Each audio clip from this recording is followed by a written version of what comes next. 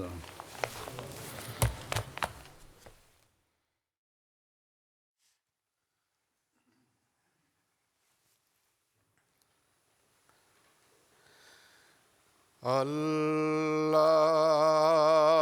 الله أكبر.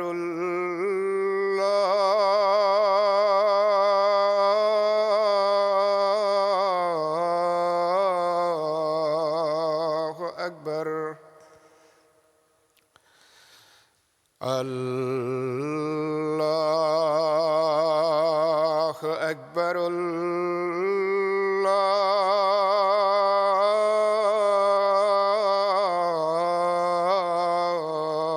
الله أكبر. أشهد أن لا إله إلا الله. أشهد أن لا إله إلا الله. أشهد أن محمدًا رسول الله.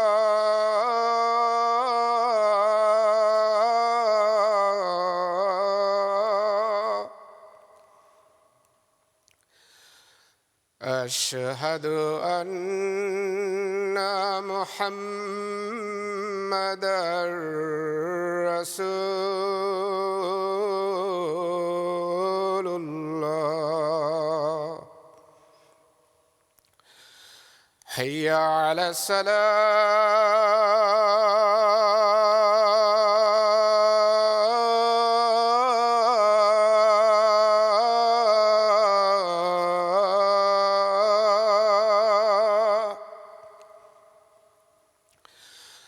حي على الصلاة.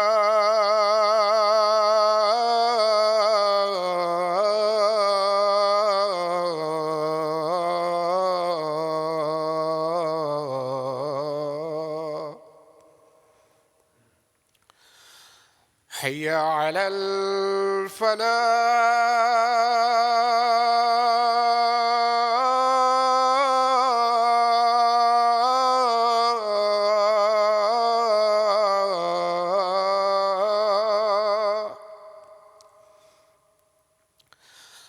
حي على الفلاح.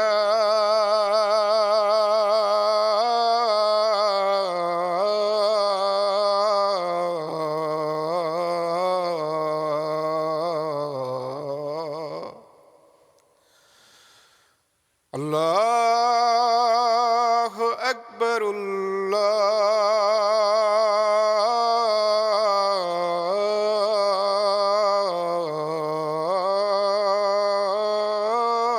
الله أكبر. لا إله إلا الله.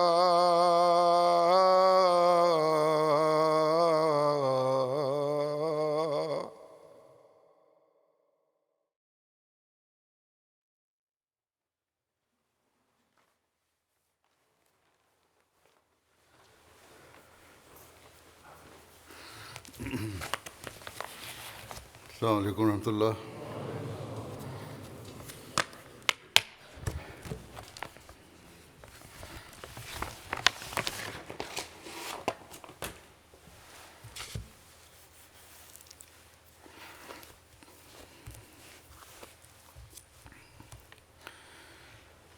أشهد أن لا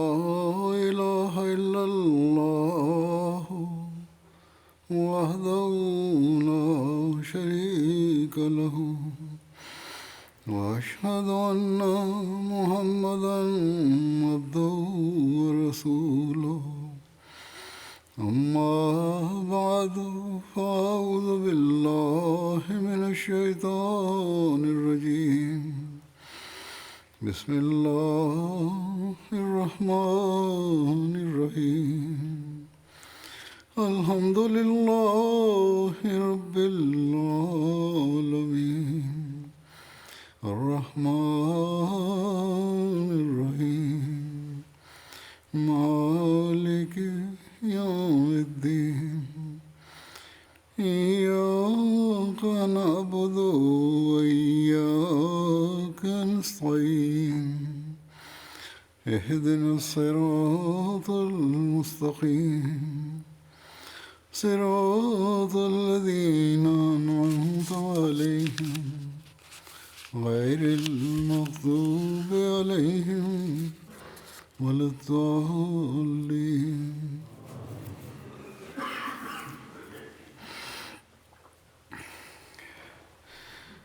گزشتہ خطبے میں حضرت مسیح علیہ السلام کے ارشادات قرآن کریم کی عظمت اور اہمیت کے بارے میں بیان کر رہا تھا. آج اس سلسلے میں مزید کچھ پیش کروں گا. قرآن کریم کے فضائل اور اہمیت کو بیان فرماتے ہوئے اپنی تصنیف تحفہ کیسریہ میں جو ملکہ وکٹوریہ کی ڈائمنڈ جوبلی کے موقع پر آپ نے تصنیف فرمائی تھی، جس میں پیغام دیا تھا ملکہ کو اسلام کا اور اسلام کی تبلیغ کی تھی، اس میں تحریر کرتے ہوئے آپ فرماتے ہیں کہ قرآن عمیق حکمتوں سے پر ہے اور ہر ایک تعلیم میں انجیل کی نسبت حقیقی نیکی سکھلانے کے لیے آگے قدم رکھتا ہے. بالخصوص سچے اور غیر متغیر خدا کے دیکھنے کا چراغ تو قرآن ہی کے ہاتھ میں ہے. اگر وہ دنیا میں نہ آیا ہوتا تو خدا جانے دنیا میں مخلوق پرستی کا عدد کس نمبر تک پہنچ جاتا. شکر کا مقام ہے کہ خدا کی وحدانیت جو زمین سے گم ہو گئی تھی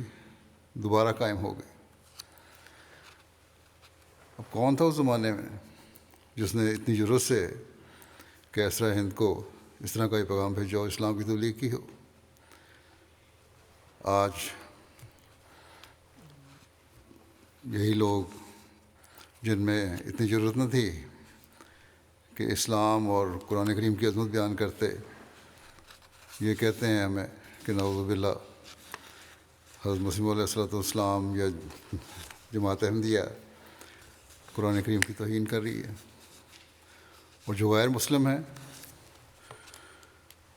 وہ ان کی حرکتیں دیکھ کر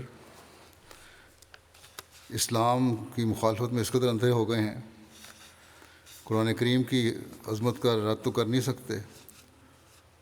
اس لیے دل کی تسکین کے لیے قرآن کریم کے نسخوں کو جلا کر اپنے دل کی بھڑاس نکالتے ہیں. جس طرح سویڈن میں یہ واقعات ہو رہے ہیں، اسکینڈینیوین ملکوں میں ہوتے رہے ہیں، پچھلے دنوں بھی ہوا. اگر مسلمان زمانے کے امام کو مان لیں اور قرآن کریم کی تعلیم کو سمجھتے ہوئے اس پر عمل کریں تو غیر مسلموں کو کبھی اس طرح قرآن کریم کی توہین کی ضرورت نہ ہو. اللہ تعالیٰ ہی ان لوگوں کو عقل دے. پھر اس بات کو بیان فرماتے ہوئے کہ قرآن کریم ہی صرف اب ہدایت کا ذریعہ ہے، آپ فرماتے ہیں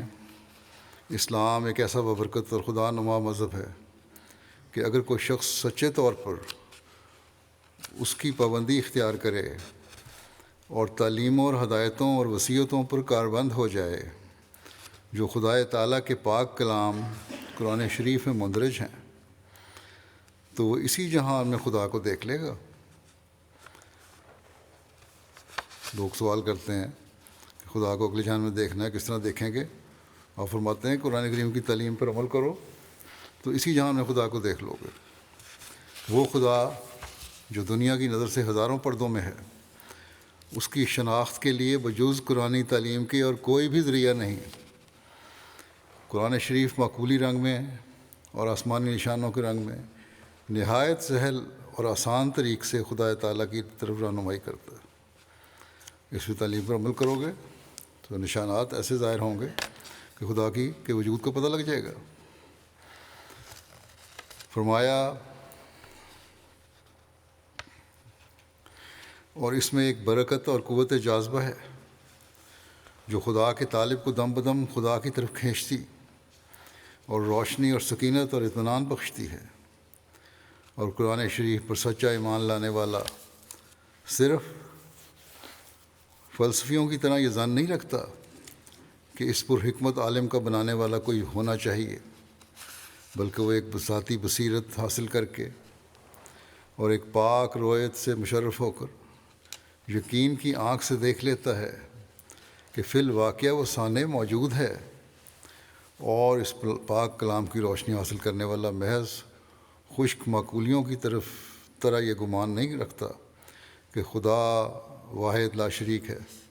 بلکہ سدھا چمکتے ہوئے نشانوں کے ساتھ جو اس کا ہاتھ پکڑ کر ظلمت سے نکالتے ہیں واقعی طور پر مشاہدہ کر لیتا ہے کہ در حقیقت ذات اور صفات میں خدا کا کوئی بھی شریک نہیں، اور نہ صرف اس قدر بلکہ وہ عملی طور پر دنیا کو دکھا دیتا ہے کہ وہ ایسا ہی خدا کو سمجھتا ہے، اور وحدت الہی کی عظمت ایسی اس کے دل میں سما جاتی ہے کہ وہ الہی ارادے کے آگے تمام دنیا کو ایک مرے ہوئے کیڑے کی طرح بلکہ مطلق لا شے اور سراسر کالعدم سمجھتا۔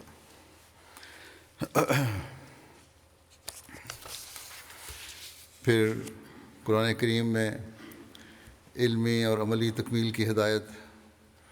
کا بیان فرماتے ہوئے آپ فرماتے ہیں، یہ بھی یاد رکھنا چاہیے کہ قرآن کریم میں علمی اور عملی تکمیل کی ہدایت ہے۔ مکمل طور پر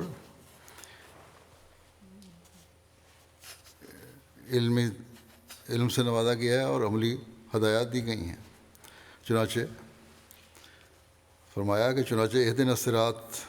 میں تکمیل علمی کی طرف اشارہ ہے، یعنی قرآن کریم ہی وہ مکمل کتاب ہے جس کی تعلیم صحیح راستے پہ رہنمائی کرتی ہے، اور تکمیل عملی کا بیان صراط الذین انعمت علیہم میں فرمایا کہ جو نتائج اکمل اور اتم ہیں وہ حاصل ہو جائیں گے۔ عملی ترقی کے لیے ان لوگوں کے راستے پر چلنے کی دعا ہے جو انعام یافتہ ہیں، جن کا گزشتہ جو میں نے ذکر کیا تھا کون لوگ انعام یافتہ ہیں، نبی ہیں، صدیق ہیں، شہید ہیں، صالحین ہیں، اور پھر ان کی سب مثالیں بھی موجود ہیں، اور اس زمانے میں بھی ایسے لوگ ہیں جو ہدایت یافتہ ہیں جن کو انعامات اللہ تعالیٰ سے نوازتا ہے۔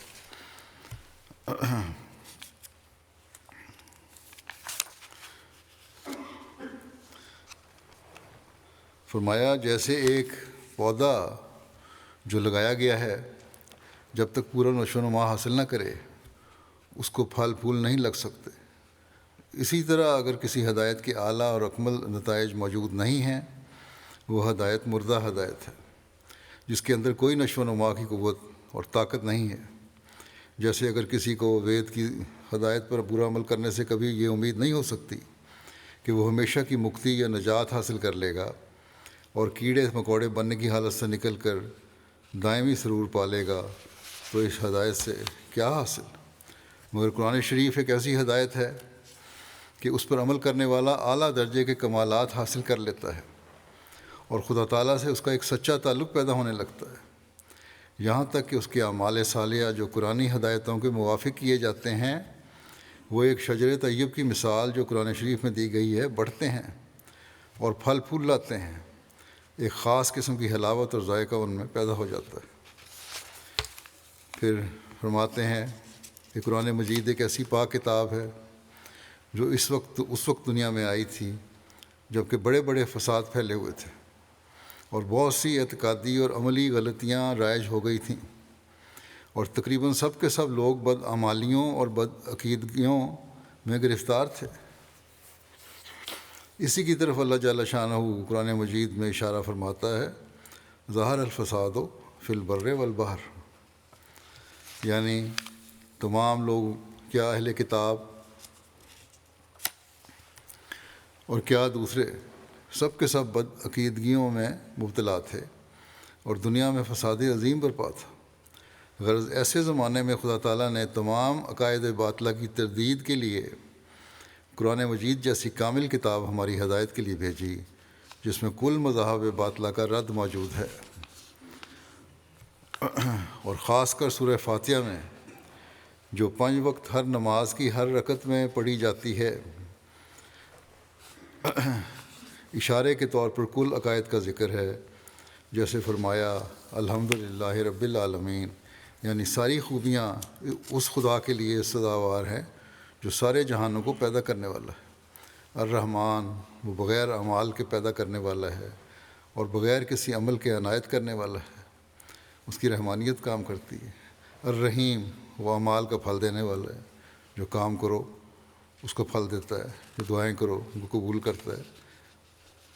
وہ مالک یوم دین ہے، جزا سزا کے دن کا مالک ہے، اور جزا سزا اس دنیا میں بھی ہے اور اگلے جہان میں بھی۔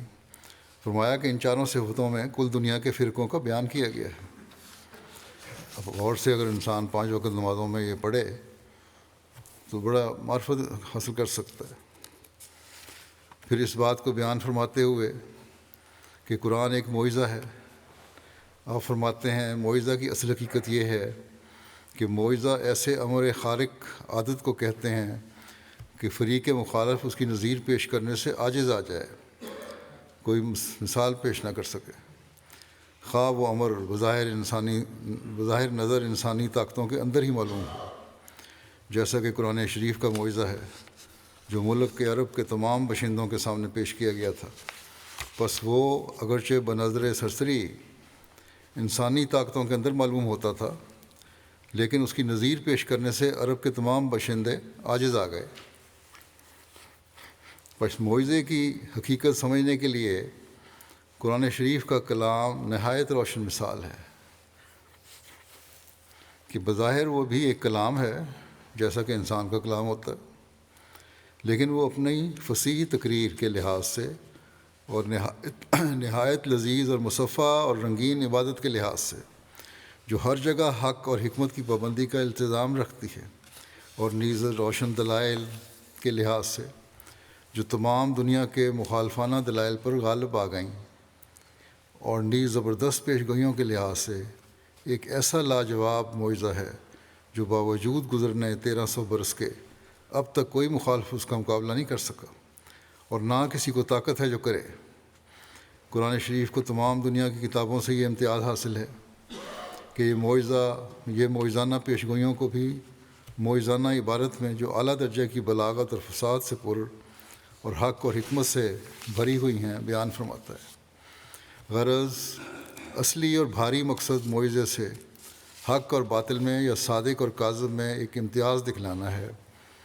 اور ایسے امتیازی امر کا نام معجزہ یا دوسرے لفظوں میں نشان ہے۔ نشان ایک ایسی ضروری امر ہے کہ اس کے بغیر خدا تعالیٰ کے وجود پر بھی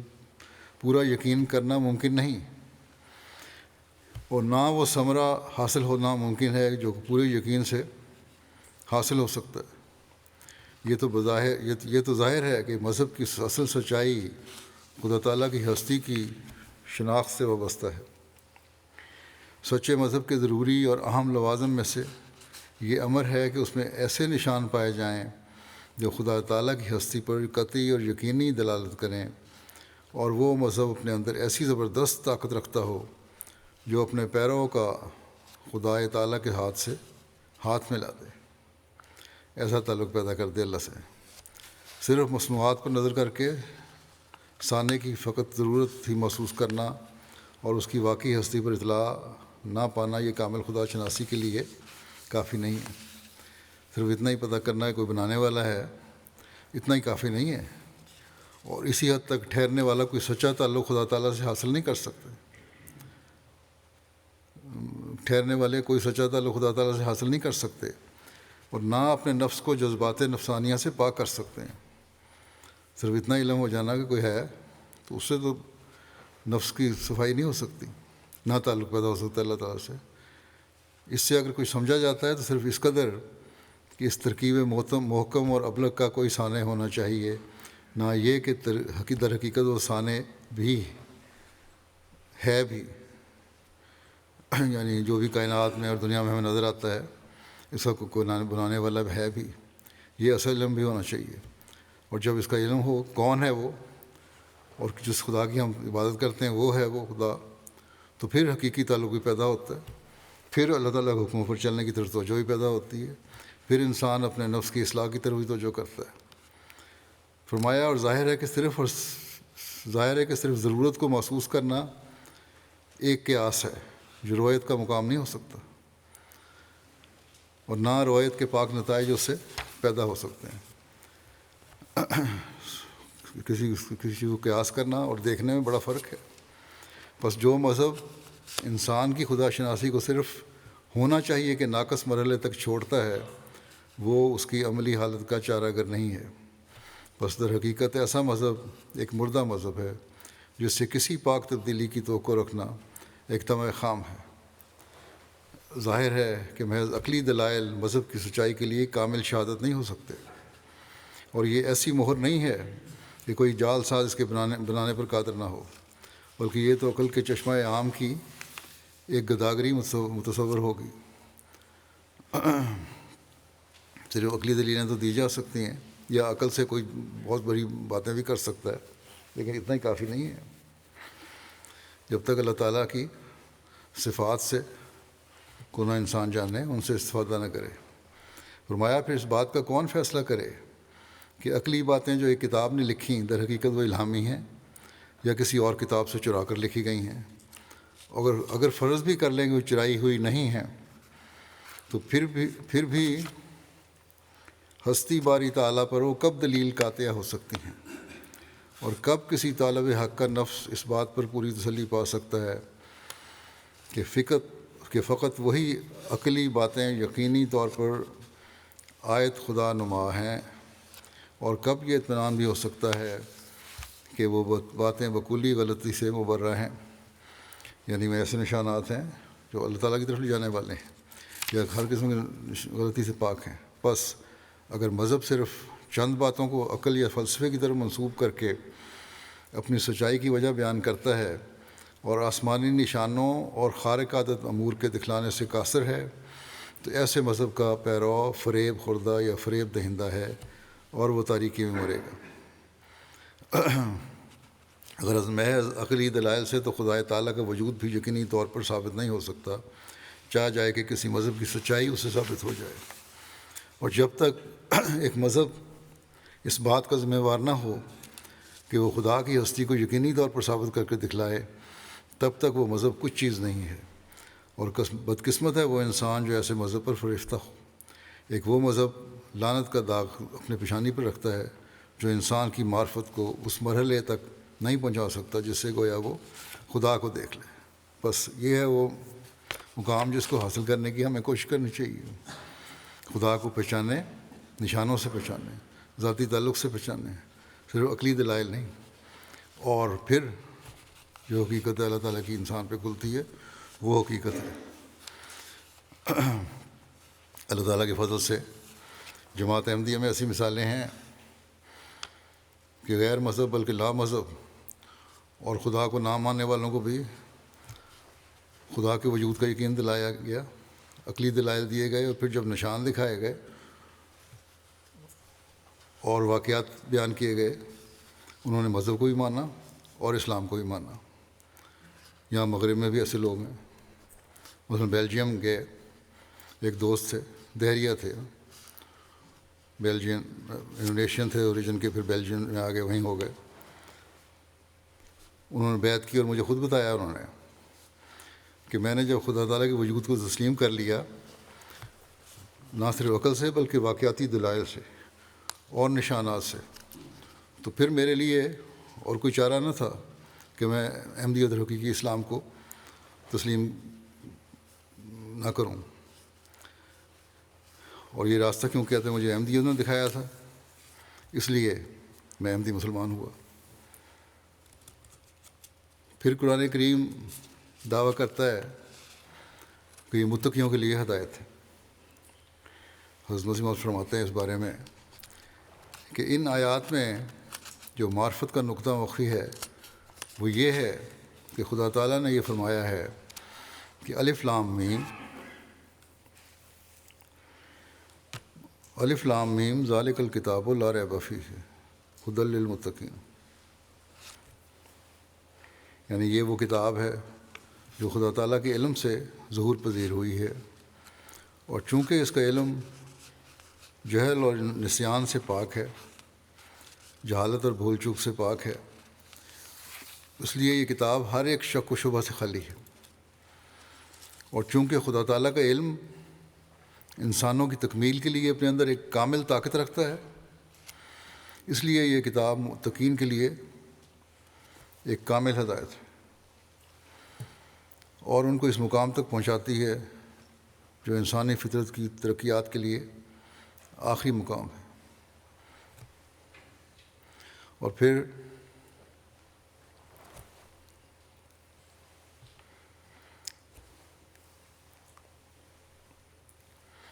اس بات کو بیان فرماتے ہوئے کہ متقی کون ہے جن کو ہدایت فرماتے ہیں، خدا ان آیات میں فرماتا ہے کہ متقی وہ ہیں کہ جو پوشیدہ خدا پر ایمان لاتے ہیں اور نماز کو قائم کرتے ہیں اور اپنے مالوں میں سے کچھ خدا کی راہ میں دیتے ہیں اور قرآن شریف اور پہلی کتابوں پر ایمان لاتے ہیں، وہی ہدایت کے سر پر ہیں، وہی نجات پائیں گے۔ یہ متقی کی تعریف ہے۔ پھر قرآن بطور دین کامل ہونے کے اس بارے میں آپ فرماتے ہیں کہ یہ امر ثابت شدہ ہے کہ قرآن شریف نے دین کے کامل کرنے کا حق ادا کر دیا، جیسا کہ وہ خود فرماتا ہے، الیوم اکملت لکم دینکم واتممت علیکم نعمتی ورضیت لکم الاسلام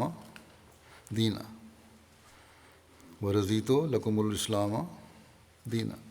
یعنی آج میں نے تمہارا دین تمہارے لیے کامل کر دیا ہے اور اپنی نعمت تم پر پوری کر دی ہے، اور میں اسلام کو تمہارا دین مقرر کر کے خوش ہوا۔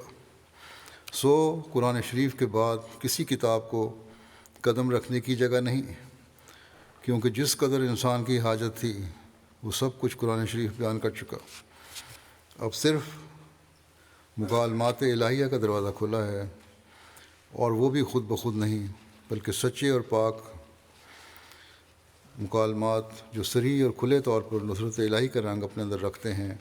اور بہت سے امور غیبیہ پر مشتمل ہوتے ہیں،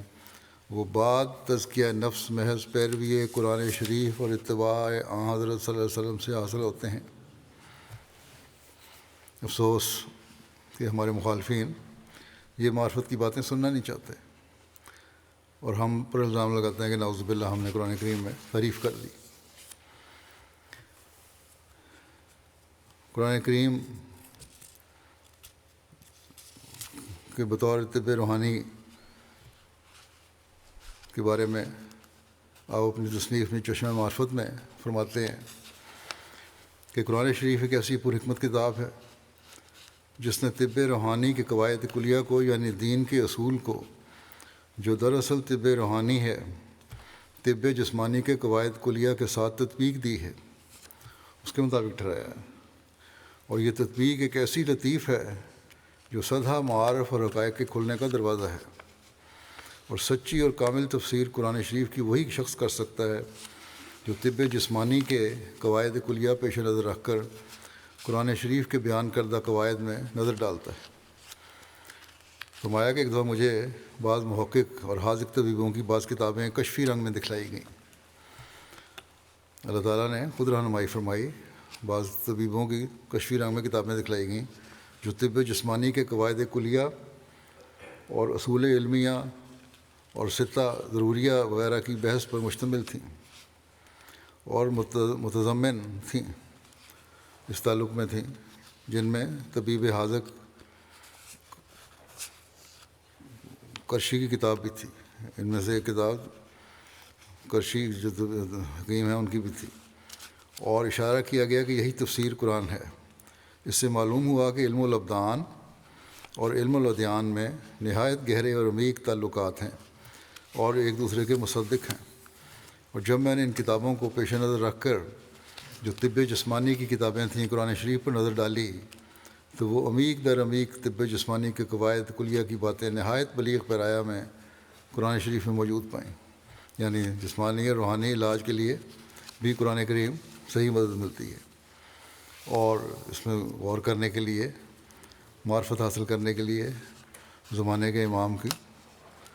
باتوں کو سننے کی ضرورت ہے، اس کے لٹریچر کو پڑھنے کی ضرورت ہے. پھر اس بات کو بیان فرماتے ہوئے کہ تعلق باللہ کا اصل ذریعہ قرآن کریم ہی ہے، آپ فرماتے ہیں یاد رہے کہ انسان اس خدائے غیب الغیب کو ہرگز اپنی قوت سے شناخت نہیں کر سکتا جب تک وہ خود اپنے تئیں اپنے نشانوں سے شناخت نہ کراوے،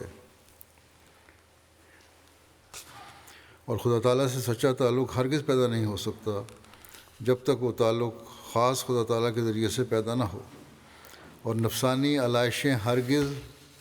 نفس میں سے نکل نہیں سکتیں جب تک خدائے قادر کی طرف سے ایک روشنی دل میں داخل نہ ہو. اور دیکھو کہ میں اس شہادت رویت کو پیش کرتا ہوں کہ وہ تعلق محض قرآن کریم کی پیروی سے حاصل ہوتا ہے، دوسری کتابوں میں اب کوئی زندگی کی روح نہیں، اور آسمان کے نیچے صرف ایک ہی کتاب ہے جو اس محبوب حقیقی کا چہرہ دکھلاتی ہے، یعنی قرآن شریف ہے. بس قرآن کریم کے حکم پر عمل کرنے سے خدا تعالیٰ کا چہرہ دیکھا جا سکتا ہے. ہم احمدیوں کے لیے بھی یہ غور کا مقام ہے. ہم کتنے ہیں جو قرآن کریم کی تعلیم پر عمل کرتے ہیں، غور سے دیکھتے ہیں، پڑھتے ہیں. اس کے لیے ہمیں بھرپور کوشش کرنی چاہیے، اللہ تعالیٰ ہمیں اس کی توفیق بھی دے. پھر حضرت مسیح علیہ السلام فرماتے ہیں ہمارا اور ان راست بازوں کا جو ہم سے پہلے گزر چکے ہیں یہ چشم دید واقعہ اور ذاتی تجربہ ہے کہ قرآن شریف اور آن حضرت صلی اللہ علیہ وسلم کی سچی پیروی میں جو اخلاص اور صدق کے قدم سے ہو، یہ خاصیت ہے کہ آہستہ آہستہ خدائے واحد لا شریک کی محبت دل میں بیٹھ جاتی ہے، اور کلام الہی کی روحانی طاقت انسانی روح کو ایک نور بخشتی ہے جس سے اس کی آنکھ کھلتی ہے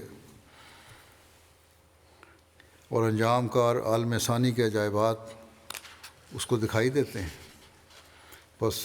اس دن سے اس کو علم الیقین کے طور پر پتہ لگتا ہے کہ خدا ہے، اور پھر وہ یقین ترقی کرتا جاتا ہے یہاں تک کہ علم الیقین سے عین الیقین تک پہنچتا ہے، پھر عین الیقین سے حق الیقین تک پہنچ جاتا ہے. جو شخص قرآن شریف اور آن حضرت صلی اللہ علیہ وسلم پر ایمان لاتا ہے پہلے اس کو کوئی تزکیہ نفس حاصل نہیں ہوتا اور کئی قسم کے گناہوں میں مبتلا ہوتا ہے، پھر خدا کی رحمت اس کی دستگیری کرتی ہے اور خارق عادت طریقوں سے اس کے ایمان کو قوت دی جاتی ہے. اور جیسا کہ قرآن شریف میں وعدہ ہے کہ لہم البشریٰ فی الحیات دنیا، یعنی ایمانداروں کو خدا کی طرف سے بشارتیں ملتی ہیں. ایسا ہی وہ بھی اپنی ذات کے متعلق کئی قسم کی بشارتیں پاتا رہتا ہے، اور جیسے جیسے بدریہ ان بشارتوں کے اس کا ایمان قوی ہوتا جاتا ہے ویسے ویسے وہ گناہ سے پرہیز کرتا اور نیکیوں کی طرف حرکت کرتا ہے. اسلام کی برتری پر ایک مضمون میں جو آریہ سماجی جلسہ میں پڑھا گیا تھا، اس میں قرآن شریف کی امتیازی خصوصیات کا ذکر فرماتے ہوئے آپ فرماتے ہیں کہ وہ امتیازی نشان کہ جو الہامی کتاب کی شناخت کے لیے عقل سلیم نے قرار دیا ہے وہ صرف خدا تعالیٰ کی مقدس کتاب قرآن شریف میں پایا جاتا ہے، اور اس زمانے میں وہ تمام خوبیاں جو خدا کی کتاب میں امتیازی نشان کے طور پر ہونی چاہیے وہ دوسری کتابوں میں قطعاً مفقود ہیں. ممکن ہے کہ ان میں وہ خوبیاں پہلے زمانے میں ہوں گی مگر اب نہیں ہیں، اور گو ہم ایک دلیل سے جو ہم پہلے لکھ چکے ہیں ان کو الہامی کتابیں سمجھتے ہیں، مگر وہ گو الہامی ہوں لیکن اپنے موجودہ حالت کے لحاظ سے بالکل بے سود ہیں، اور اس شاہی قلعے کی طرح ہیں جو خالی اور ویران پڑا ہے، اور دولت اور فوجی طاقت سب اس میں سے کوچ کر گئی ہے. پھر امتیازی خوبیوں کا مزید ذکر فرماتے ہوئے فرماتے ہیں کہ اب میں قرآن شریف کی امتیازی خوبیاں جو انسانوں کی طاقت سے برتر ہیں ذیل میں بیان کرتا ہوں. فرمایا اول یہ کہ اس میں ایک زبردست طاقت ہے جو اپنی پیروی کرنے والوں کو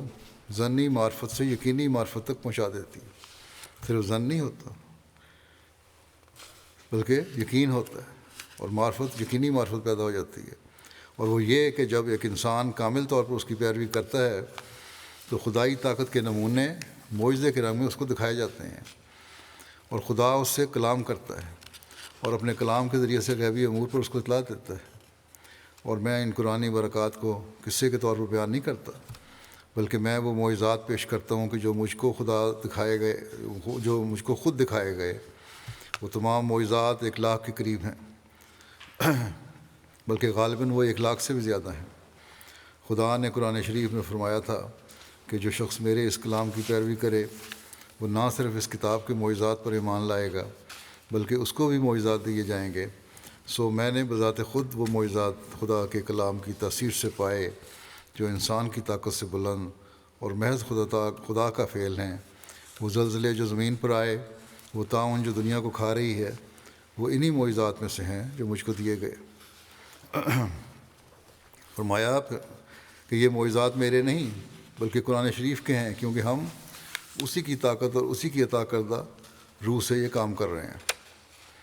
فرماتے ہیں غرض قرآن شریف کی زبردست طاقتوں میں سے ایک یہ طاقت ہے کہ اس کی پیروی کرنے والے کو معجزات اور خوارق دیے جاتے ہیں، اور وہ اس کثرت سے ہوتے ہیں کہ دنیا ان کا مقابلہ نہیں کر سکتی۔ چنانچہ میں یہی دعویٰ رکھتا ہوں اور بلند آواز سے کہتا ہوں کہ اگر دنیا کے تمام مخالف، کیا مشرق اور کیا مغرب کے، ایک میدان میں جمع ہو جائیں اور نشانوں اور خوارق میں مجھ سے مقابلہ کرنا چاہیں تو میں خدا تعالیٰ کے فضل سے اور توفیق سے سب پر غالب رہوں گا۔ اور یہ غلبہ اس وجہ سے نہیں ہوگا کہ میری روح میں کچھ زیادہ طاقت ہے، بلکہ اس وجہ سے ہوگا کہ خدا نے چاہا کہ اس کے کلام قرآن شریف کی زبردست طاقت اور اس کے رسول حضرت محمد مصطفیٰ صلی اللہ علیہ وسلم کی روحانی قوت اور اعلیٰ مرتبت کا میں ثبوت دوں۔ اور اس نے محض اپنے فضل سے، نہ میرے کسی ہنر سے، مجھے یہ توفیق دی ہے کہ میں اس کے عظیم الشان نبی اور اس کے قوی الطاقت کلام کی پیروی کرتا ہوں اور اس سے محبت رکھتا ہوں۔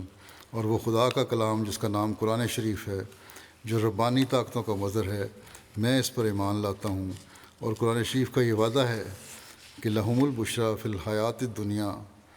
اور یہ وعدہ ہے کہ ایدہم بروح من ہو،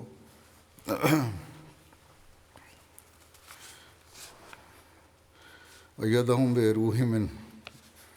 اور یہ وعدہ ہے کہ یجعل لکم فرقانا، یجعل لکم فرقانا۔ اس وعدہ کے موافق خدا نے یہ سب مجھے عنایت کیا ہے، اور ترجمہ ان آیات کا یہ ہے کہ جو لوگ قرآن شریف پر ایمان لائیں گے ان کو مبشر خوابیں اور الہام دیے جائیں گے، یعنی بکثرت دیے جائیں گے۔ ورنہ شاذ کے طور پر تو کسی دوسرے کو بھی کوئی سچی خواب آ سکتی ہے، مگر ایک قطرے کو ایک دریا کے ساتھ کچھ نسبت نہیں، اور ایک پیسے کو ایک خزانے سے کچھ مشابہت نہیں۔ اور پھر فرمایا کہ کامل پیروی کرنے والے کی روح القدس سے تائید کی جائے گی، یعنی اس کے فہم اور اس عقل کو غیب سے ایک روشنی ملے گی، اور ان کی کشفی حالت نہایت صفا کی جائے گی، اور ان کے کلام اور کام میں تاثیر رکھی جائے گی، اور ان کے ایمان نہایت مضبوط کیے جائیں گے۔ اور پھر فرمایا کہ خدا ان میں اور ان کے غیر میں ایک فرق بین رکھ دے گا، یعنی بمقابل ان کے باریک معارف کے جو ان کو دیے جائیں گے، اور بمقابل ان کی کرامات اور خوارق کے جو ان کو عطا ہوں گے، دوسری تمام قومیں عاجز رہیں گی۔ فرمایا چنانچہ ہم دیکھتے ہیں کہ قدیم سے خدا تعالیٰ کا یہ وعدہ پورا ہوتا چلا آتا ہے، اور اس زمانے میں ہم خود اس کے شاہد روایت ہیں۔ کچھ مسلمان اس کو سمجھیں اور ہمیں بھی اس کا صحیح ادراک حاصل ہو کہ اس زمانے میں اللہ تعالیٰ نے حضرت مسیح علیہ الصلوۃ والسلام کو نشانات کے ساتھ بھیجا ہے، اور ان نشانات کا سلسلہ آج تک جاری ہے۔ اور جو بھی اللہ تعالیٰ کے کلام کی صحیح طرح پیروی کرے، اللہ تعالیٰ اس کو بھی کچھ نہ کچھ اس کا مزہ چکھاتا رہتا ہے۔ پھر فرمایا یہ تو ہم نے قرآن شریف کی اس زبردست طاقت کا بیان کیا ہے جو اپنی پیروی کرنے والوں پر اثر ڈالتی ہے، لیکن وہ دوسرے معجزات سے بھی بھرا ہوا ہے۔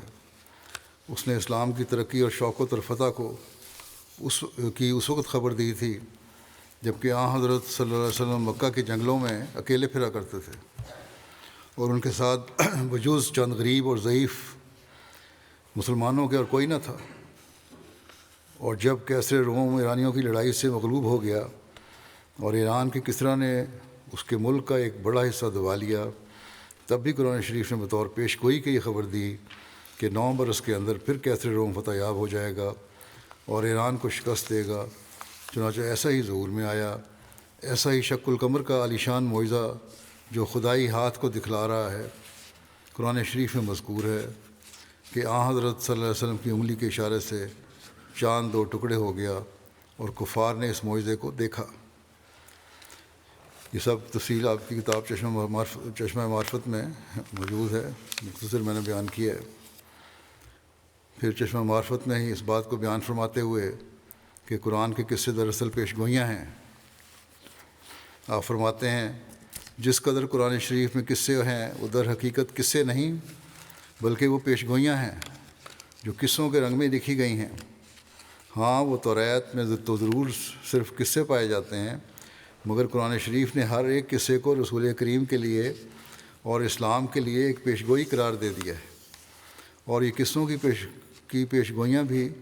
کمال صفائی سے پوری ہوئی ہیں۔ غرض قرآن شریف معارف و حقائق کا ایک دریا ہے اور پیش گوئیوں کا ایک سمندر ہے، اور ممکن نہیں کہ کوئی انسان بجز ذریعہ قرآن شریف کے پورے طور پر خدا تعالیٰ پر یقین لا سکے، کیونکہ یہ خاصیت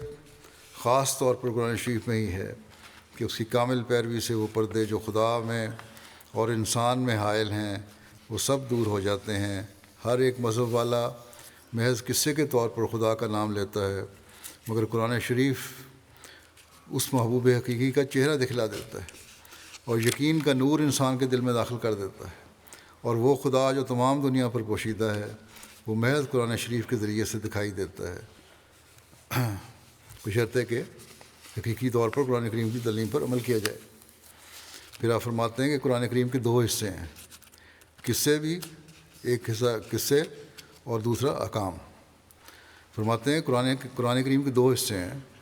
کوئی بات قصے کے رنگ میں ہوتی ہے اور بعض احکام ہدایت کے رنگ میں ہوتے ہیں۔ جو لوگ قصص اور ہدایت میں تمیز نہیں کرتے ان کو بڑی مشکلات کا سامنا کرنا پڑتا ہے اور قرآن کریم میں اختلاف ثابت کرنے کے موجب ہوتے ہیں، گویا اپنی عملی صورت میں قرآن کریم کو ہاتھ سے دے بیٹھتے ہیں، کیونکہ قرآن شریف کی نسبت تو خدا تعالیٰ کا ارشاد ہے وَلَوْ كَانَ مِنْ عِنْدِ غَيْرِ اللَّهِ وَلَوْ كَانَ مِنْ عِنْدِ غَيْرِ اللَّهِ لَوَجَدُوا فِيهِ اخْتِلَافًا كَثِيرًا،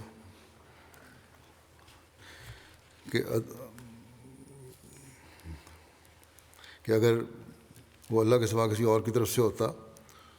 تو ضرور اس میں بہت اختلاف پایا جاتا۔ فرماتے ہیں کہ عدم اختلاف اس کے من جانب اللہ ہونے کی دلیل ٹھہرائی گئی ہے کہ اختلاف نہیں ہے، اس لیے یہ اللہ کی طرف سے ہے، لیکن یہ ناعاقبت اندیش قصص اور ہدایات میں تمیز نہ کرنے کی وجہ سے اختلاف پیدا کر کے اس کو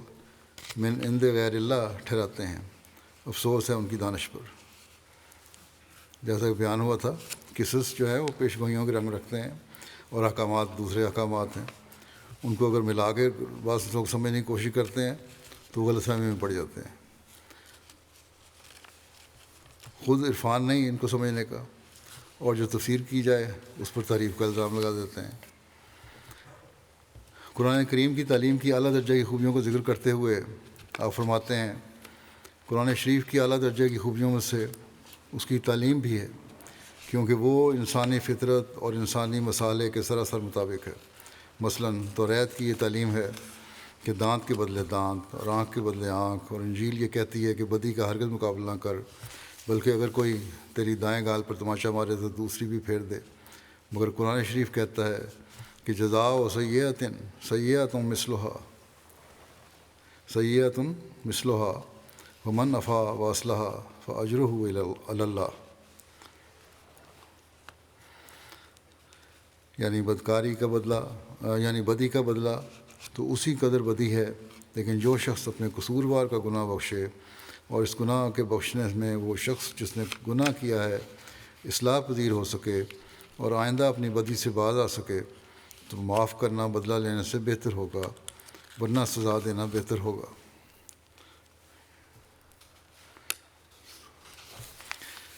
کیونکہ طبائع مختلف ہیں، بعض ایسی ہیں کہ گناہ معاف کرنے سے پھر اس گناہ کا نام نہیں لیتے اور بعض آ جاتے ہیں۔ ہاں، بعض ایسے بھی ہیں کہ قید سے بھی رہائی پا کر پھر وہی گناہ کرتے ہیں۔ چونکہ انسان کی طبیعتیں مختلف ہیں، اس لیے یہی تعلیم ان کے مناسب حال ہے کہ جو قرآن شریف نے پیش کی ہے، اور انجیل اور توریت کی تعلیم ہرگز کامل نہیں، بلکہ وہ تعلیم انسانی درخت کی شاخوں میں سے صرف ایک شاخ سے تعلق رکھتی ہے، اور وہ دونوں تعلیمیں اس قانون کے مشابہ ہیں جو مختص القوم یا مختص المقام ہو، مگر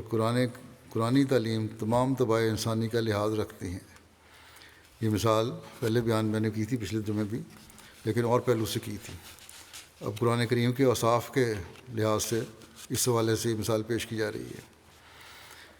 پھر فرمایا کہ انجیل کا حکم ہے، ایک اور پھر دوسری مثال دیتے ہیں، صرف یہی مثال نہیں اور مثالیں بھی دیتے ہیں۔ فرمایا مثلاً کہ انجیل کا ایک حکم ہے کہ تو غیر عورت کو شہوت کی نظر سے مت دیکھ، مگر قرآن شریف کہتا ہے کہ تو ہرگز نہ دیکھ، عورتوں کو نہ دیکھو، نہ شہوت کی نظر سے نہ بے شہوت کی شہوت کے، یہ بھی کہ یہ کیونکہ یہ کبھی نہ کبھی تیرے لیے ٹھوکر کا باعث ہوگا۔ یہ کہہ دیتے ہیں جی ہم تو بڑی پاک نظر سے دیکھ رہے ہیں، پاک نظر سے بھی نہیں دیکھنا، کیونکہ تمہارے لیے ٹھوکر کا باعث ہوگا، بلکہ ضرورت کے وقت خوابیدہ چشم سے نہ نظر پھاڑ کر رفع ضرورت کرنا چاہیے۔ یعنی اگر ضرورت پڑے بھی تو پھر نیم ادھ کھلی آنکھوں سے دیکھو تاکہ پوری طرح نظر نہ آئے، نظریں پھاڑ پھاڑ کے نہ دیکھو، اور اپنی ضرورت اگر ہے ابھی تو دیکھنے کی۔ پھر فرمایا اور انجیل کہتی ہے کہ اپنی بیوی کو بجز زنا کے ہرگز طلاق نہ دے، مگر قرآن شریف اس بات کی مصلحت دیکھتا ہے کہ طلاق صرف زنا سے مخصوص نہیں، بلکہ اگر مرد اور عورت میں باہم دشمنی پیدا ہو جاوے اور موافقت نہ رہے، یا مثلا اندیشہ جان ہو، یا اگرچہ عورت زانیہ نہیں مگر زنا کے مقدمات اسے صادر ہوتے ہیں اور غیر مردوں کو ملتی ہے، تو ان تمام صورتوں میں خاوند کی رائے پر حصر رکھا گیا ہے کہ اگر وہ مناسب دیکھے تو چھوڑ دے، مگر پھر بھی تاکید ہے اور نہایت سخت تاکید ہے۔ یہ نام سے نہیں طلاق دے دینا، فرمایا تاکید ہے اور نہایت سخت تاکید ہے کہ طلاق دینے میں جلدی نہ کرے۔ یہاں اس بات کا بھی جواب مل گیا کہ مرد کو طلاق کا کلی اختیار ہے، بعض مردوں کو یہ خیال ہے اور وہ استعمال کر جاتے ہیں اور زیادتی بھی کرتے ہیں۔ فرمایا کہ بغیر جائز وجہ کے، ایک تو ویسے ہی جائز نہیں، لیکن اس میں بھی یہی ہے کہ کوشش کرو کہ نہ دی جائے۔ پھر فرمایا اب ظاہر ہے کہ قرآن شریف کی تعلیم انسانی حاجات کے مطابق ہے، اور ان کے ترک کرنے سے کبھی نہ کبھی کوئی خرابی ضرور پیش آئے گی۔ اسی وجہ سے بعض یورپ کے گورنمنٹوں کو جو جواز اطلاق کا قانون پاس کرنا پڑا۔ اب قانون میں بھی یہ لکھا جاتا ہے کہ جواز وجہ کیا ہے، وہ پوچھتے ہیں کافی مقدموں میں کہ کیا وجہ ہے، کیوں طلاق ہو رہی ہے، کیوں علیحدگی ہو رہی ہے، ثبوت دینے پڑتے ہیں سارے۔ تو بہرحال فرمایا کہ یہ آسانی سے نہیں ہو جاتی، اس لیے ان کو بھی اپنے قانونوں میں بنانا پڑا۔ دنیا کے قانون تو بہرحال بنتے بھی ہیں، ٹوٹتے بھی ہیں، ان میں مزید بہتری پیدا کرنے کے لیے کوشش کرتے رہتے ہیں یہ لوگ، پھر بھی کوئی نہ کوئی حکم رہ جاتے ہیں، لیکن خدا تعالیٰ کا قانون ایسا ہے جو عین فطرت کے مطابق ہے۔ دوبارہ یہاں یہ واضح کر دوں کہ صرف مرد کو ہی طلاق کا حق نہیں ہے، بلکہ عورت بھی پسند ناپسند یا کسی بھی وجہ سے خلا لے سکتی ہے، اور اگر مرد قصوروار ٹھہرے اور بعض زیادتیاں کرے ثابت ہو جائیں تو پھر یہ خیال مردوں کا کہ حق مہر نہیں ادا ہوگا، وہ حق مہر بھی ان کو ادا کرنا پڑتا ہے اور حقوق بھی ادا کرنے پڑتے ہیں۔ اس لیے کسی لڑکی یا عورت کے ذہن میں یہ خیال یہاں نہ آئے کہ صرف مرد کو حق دیا گیا ہے۔ جب عورت کے حوالے سے بات ہوگی تو وہاں اس کی تفصیل بھی بیان ہو جائے گی۔ بہرحال یہ مضمون جاری ہے اور بھی آپ کے ارشادات ہیں۔ وقتاً فوقتاً بیان کرتا رہوں گا اس حوالے سے۔ اللہ تعالیٰ ہمیں قرآن کریم کی صحیح تعلیم پر عمل کرنے کی توفیق عطا فرمائے۔